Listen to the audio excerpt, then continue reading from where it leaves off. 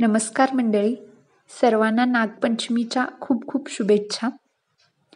घरी केलेली नागपंचमीची पूजा. सर्वात आधी नागाच्या मूर्तीची पूजा केलेली आहे. मातीचा नाग आहे येथे.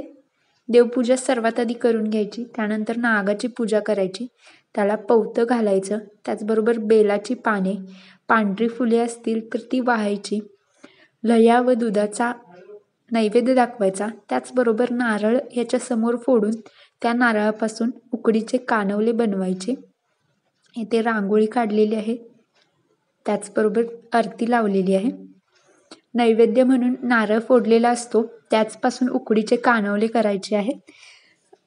कोकणामध्ये पातोळ्याही केल्या जातात किंवा गव्हाच्या पिठाचे उकडीचे कानवलेही केले जातात. कसे करायचे यासाठी तुम्ही चॅनेलवर रेसिपी पाहू शकता.